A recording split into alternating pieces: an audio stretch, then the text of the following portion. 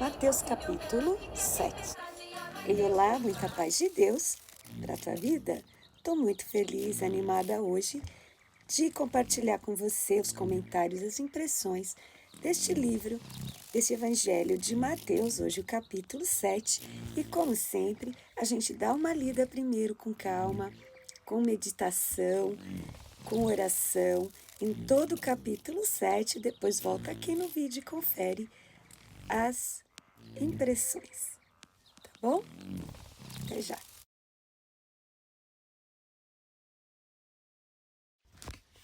Este capítulo 7 de Mateus se torna ainda mais importante, tendo em vista os acontecimentos atuais, que a gente vê as notícias, e os comportamentos a favor de aborto, a favor de gêneros que não são os que o Senhor Deus colocou na palavra, gêneros homem, mulher, que é os que o Senhor fez quando Ele fez a criação, quando Ele criou homem e mulher.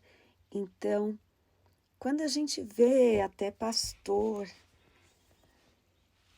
orando e falando amém e ao woman nos Estados Unidos, perante os microfones, a gente percebe o nível de insanidade que se encontra a humanidade, com muita tristeza. Mas, ao mesmo tempo, a gente vê a importância de nós nos firmarmos nessa palavra, neste Sermão da Montanha, que são os capítulos 5, 6 e 7 de Mateus, que o Senhor Jesus, o próprio Senhor Jesus, o Filho de Deus, fez questão de ensinar, fez questão de que fosse registrado e faz questão que eu e você tenhamos em nossos corações essa palavra e a tomemos como nosso estilo de vida, como nossos princípios, não importando quem acha politicamente correto ou não. O que é correto é o que o nosso Criador diz. Tudo fora disso vai levar ao fracasso, vai levar à morte, vai levar ao inferno. Mas aquele que prestar atenção nas palavras do Senhor Jesus e moldar a sua vida neste caminho, vai ter vitória e a eternidade da sua alma será na alegria, na presença do nosso Deus. Este Senhor Jesus que nos amou e a si mesmo se entregou por nós, tomando forma humana para pessoalmente deixar os princípios do bom viver. E este capítulo 7 já começa assim, com uma frase que muitas pessoas usam normalmente, mas não de forma correta. As pessoas falam: não julgueis para que não sejais julgados. Você vê até pessoas que não têm conhecimento da palavra dizerem: ninguém pode me julgar. Mas no momento que a pessoa usa essa palavra julgar, ela tem em mente: ninguém pode, assim, me analisar e tirar uma conclusão da minha vida. Eu é que sei o que eu vivo, eu é que sei a minha realidade. Então, ninguém pode tecer nenhum comentário e nenhuma opinião sobre a minha vida. É isso que a maioria das pessoas querem dizer com não julgueis. Há também aqueles que, quando falam não julgueis, quer dizer, me deixa pecar em paz. Não fala nada dessa palavra de Deus para mim, porque a vida é minha, não me atrapalha. Mas este não julgueis de Jesus quer dizer realmente a julgamento, a condenação. Então, ninguém pode condenar e dar uma sentença, porque Jesus explica: com o juízo com que julgardes, com a medida da condenação que você julgar alguém, também você será medido, você será condenado com a mesma medida. Então, Jesus está dizendo que a própria pessoa coloca a sua pena, o seu julgamento. Quando ela julga um outro, ela coloca a pena nela mesma, porque volta, né? Aqui está dizendo, se você julgar alguém, a medida será usada em você. Olha só, é algo muito forte que a gente deve tomar como verdade por ter sido falado pelo próprio Filho de Deus. E quando a gente ouve esse tipo de comentário inadequadamente, é para inibir que alguém chame atenção. A palavra de Deus diz, chame a atenção de outro, repreenda outro, é o que eu quero dizer. A palavra de Deus fala que o Senhor repreende e castiga aqueles a quem Ele ama.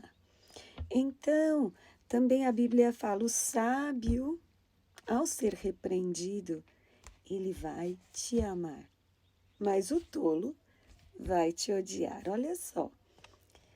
Como que eu sei se a pessoa é sábia ou tola? Depois que você repreende em amor, com compaixão e misericórdia, obviamente, com todos os cuidados, se for o caso, com a discrição, conforme indica a palavra de Deus.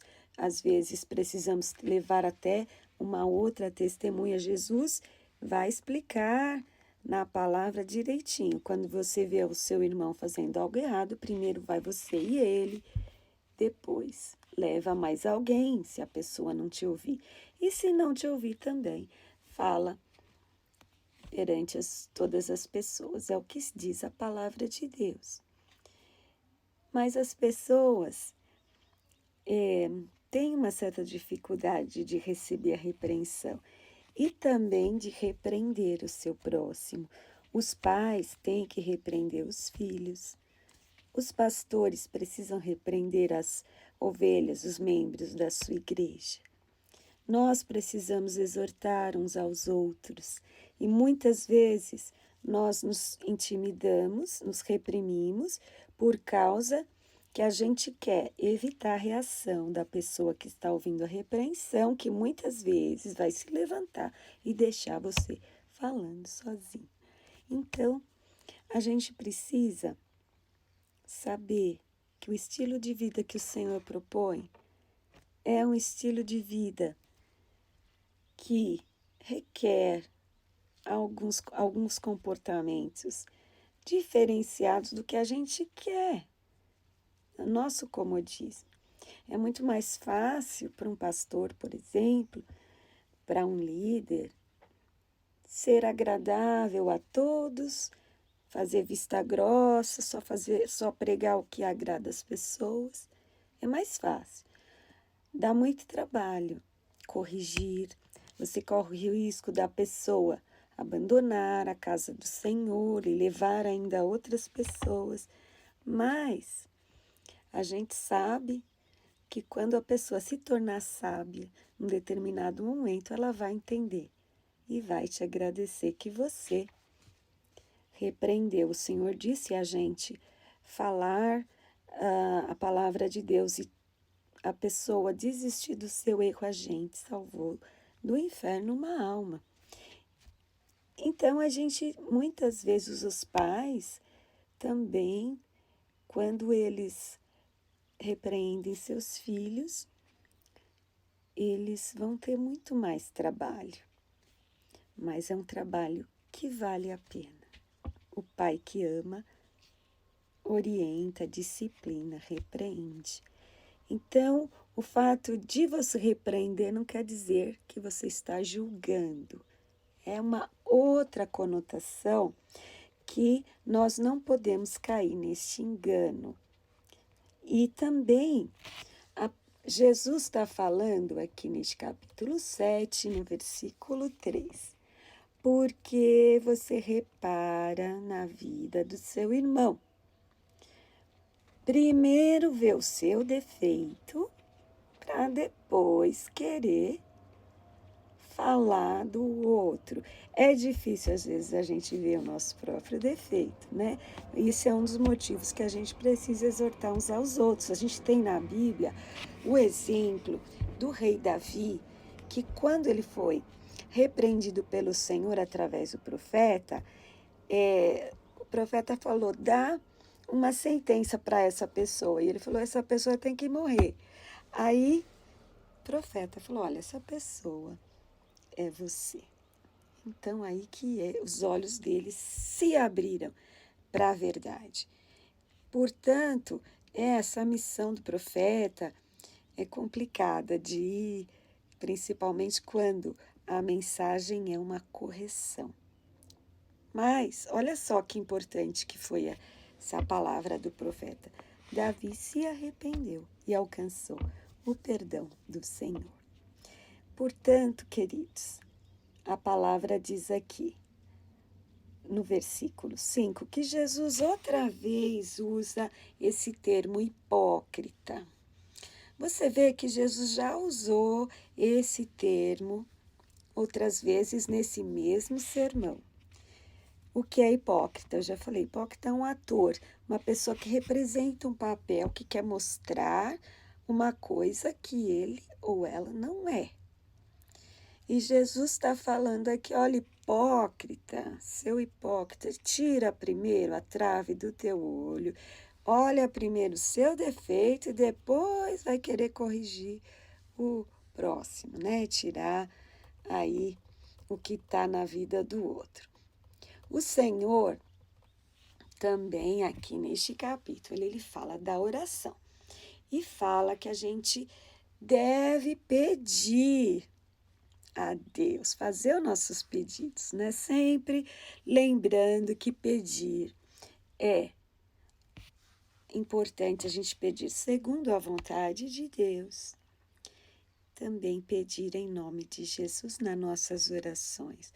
Mas o Senhor Jesus fala assim, aquele que pede, recebe, glória a Deus, né? Aquele que procura, acha, e o que bate, vai se abrir. Eu quero profetizar para você agora no ano de 2021, muitas portas abertas para você. Então, por isso que a gente está orando, pedindo ao Senhor que nos oriente, nos dê as estratégias, para a gente poder se reinventar, se for o caso, procurar novos caminhos, realmente arregaçar as mangas e ir atrás, defender o nosso sustento, o sustento da nossa família. Vamos bater e conversar com Jesus, porque ele fala, aquele que procura vai encontrar, o que bate vai se abrir uma porta. E aquele que procura vai achar.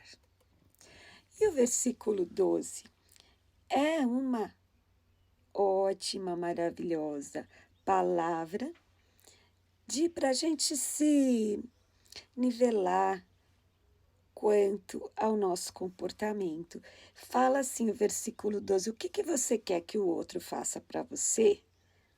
Desse mesmo jeito você faz com o outro.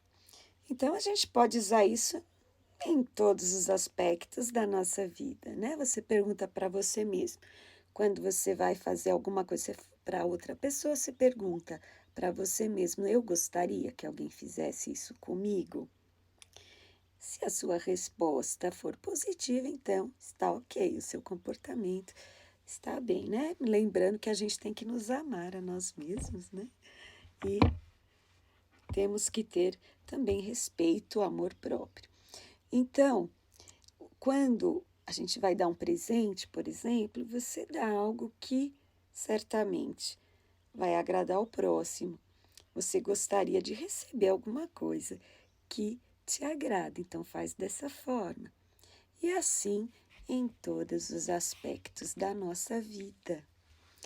O Senhor Jesus está dando também aqui uma lição maravilhosa, dizendo, olha só, vai e faça aquilo que você gostaria de que alguém fizesse para você. Jesus está falando depois, em seguida ele diz: entra pela porta estreita. E ele dá uma revelação. O caminho da perdição, o caminho da destruição do inferno, tem uma porta larga. E muitos são os que entram por ela. Então o Senhor fala assim: a porta que vai para a vida, para o céu, para a sua alma, ter paz na eternidade, ter delícias, ver coisas boas, viver maravilhas que o Senhor tem preparado para quem o ama. É importante hoje, na nossa vida agora, fazer escolhas que é entre pela porta estreita, escolhe o caminho apertado. E o Senhor Jesus já fala: poucos é que encontram essa porta. Você sabe que Deus dá ao homem e à mulher livre-arbítrio para escolher. Então, mas se a pessoa escolher a porta larga, ela vai ter o final, uma destruição e perdição. E se ela escolher a estreita, vai ter a vitória. O livre-arbítrio é a porta larga, né? Porque a pessoa fala: eu tenho livre-arbítrio, eu faço o que eu quero. E então, muitas vezes, quando a pessoa fala assim, é porque ela está escolhendo algo que não é o caminho do Senhor, que é mais alto, não é a vontade de Deus, que é boa, perfeita e agradável. Muitas vezes nós vamos encontrar oposição quando a gente encontra essa porta estreita e anda por esse caminho apertado. É uma escolha que vale a pena, mas às vezes a oposição é enorme e até a pior das oposições, a nossa própria oposição, porque a palavra de Deus diz: aquele que quer me seguir, tome cada dia a sua cruz, negue-se a si mesmo, né? E siga-me. Então, negar-se, negar aquilo que você quer, que você deseja com todas as suas forças, que você até passa mal querendo, falar não para a carne, para os desejos, para aquilo que é fácil. É mais fácil viver da forma que leva à perdição, aceitar convites, aceitar propinas. É mais fácil pagar propinas, é o caminho mais fácil, mas o final é a perdição. Nós temos também aqui uma orientação do Senhor para a gente tomar cuidado com os falsos profetas. Como você vai saber se profeta é falso e verdadeiro? Você tem que conhecer a palavra de Deus, precisa ter comunhão com Deus e discernimento para saber se aquela profecia é propriamente da pessoa, se é uma palavra que vem da parte do demônio ou se é a palavra verdadeira do Senhor. Lembrando que porque você tem que tomar cuidado com o falso profeta, não quer dizer que não existe o profeta verdadeiro. Ele existe sim, e é servo de Deus para fazer a vontade de Deus e proclamar a sua palavra. O Senhor diz assim, que a gente deve olhar os frutos para conhecer. Pela árvore se conhece os frutos. Então, o fruto, o que é? O fruto é o resultado do seu comportamento, daquilo que você faz, daquilo que você fala, daquilo que você é. Porque Jesus explica aqui no versículo 18 que a árvore boa não pode dar maus frutos, nem a árvore má dar bons frutos. Ou seja, as coisas que as pessoas fazem devem ser assim, analisadas para que você possa conhecer pelos frutos. Não julgada, obviamente, mas assim prestar atenção. Por quê? Para você não ser enganado e não enganar a outras pessoas também, né? O Senhor Jesus ainda fala, irmãos, neste capítulo 7, algo que vamos prestar bastante atenção. Ele mostra no versículo 22 que haverá um momento em que as pessoas vão perguntar para Jesus o porquê deles não estarem indo para a vida, estarem indo para o inferno. Eles vão falar para Jesus, Senhor, Senhor, nós não profetizamos em Teu nome não expulsamos demônios, em Teu nome não fizemos maravilhas.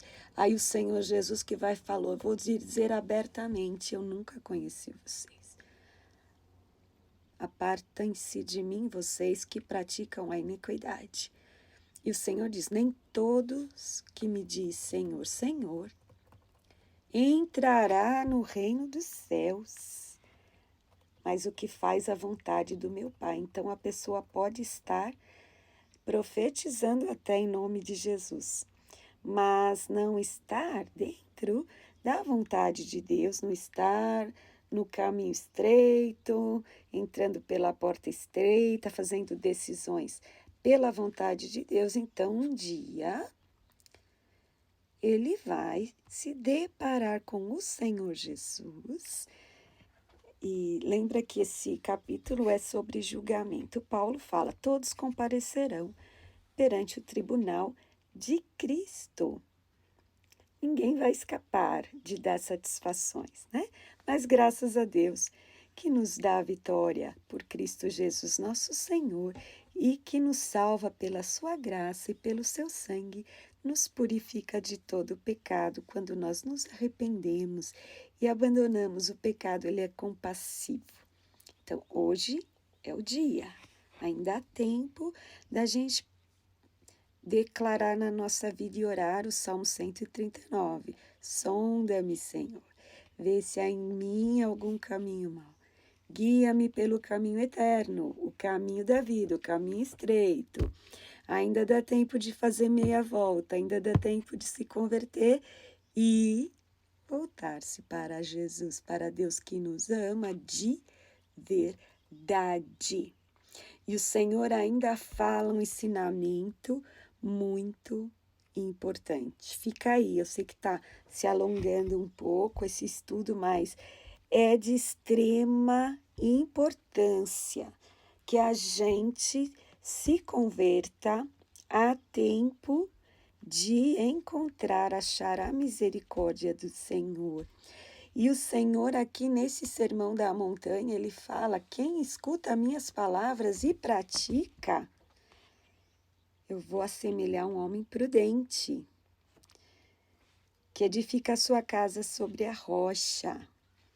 Eu te pergunto, onde você está construindo a sua casa? Sua casa que é a sua vida.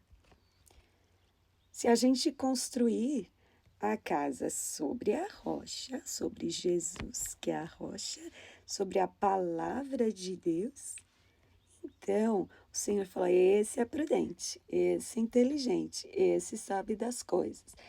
O Senhor fala, olha, vai descer a chuva, correr os rios, assoprar vento e vai contra aquela casa, mas ela não cai porque ela está edificada sobre a rocha. Então, só quem tem raiz, né, como diz o hino, pode suportar as coisas que você suporta e ainda ficar firme. Só quem está sobre a rocha. Que vai vir o vento, vai. Que vai vir o problema, vai. Vem para todo mundo. Mas a diferença, aquele que cai, aquele que se perde, é porque não está construído sobre a rocha, disse Jesus. Por quê? Quem ouve as palavras e não cumpre, não faz e não pratica, ignora. Senhor Jesus compara aqui a um homem insensato, sem noção, aquele, né, no popular vacilão, que edifica a sua casa sobre a areia, né? Se edifica no lugar errado, faz coisa errada com a pessoa errada, do jeito errado, edificou a casa sobre a areia. Aí o que acontece? o vento vai soprar.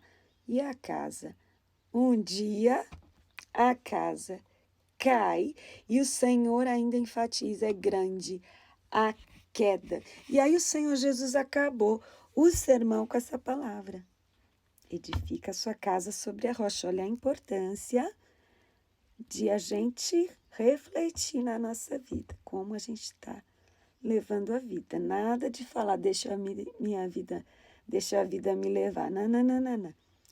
Constrói como uma pessoa prudente a sua casa sobre a rocha que é Jesus, praticando estes ensinamentos que a gente viu aqui nessa palavra, nesse sermão. Esse seja o nosso estilo de vida. Pelo amor de Deus, não entra nessa loucura que este globalismo, essa nova ordem está tentando colocar através da imprensa, da mídia, da internet, das pessoas e até da forma da organização educacional nas universidades e através do pseudo-intelectualismo, dizendo que as coisas contrárias à palavra de Deus é que é certo. Não absorva isso, porque o preço de quem vai por esse caminho, essa porta larga, é grande. A queda. O Senhor falou, e aqui diz que o Senhor Jesus ensinava com autoridade, não como os escribas, aqueles religiosos da época, e por isso a multidão se admirava. Mas mais do que se admirar por esses ensinos gloriosos, a gente precisa praticar. Pense nessas coisas. Pense mesmo, mas não só fique pensando, toma uma atitude. Agora, constrói sua casa sobre a rocha, que é Jesus. Pense nessas coisas. Deus te abençoe. Jesus te ama. Muita paz.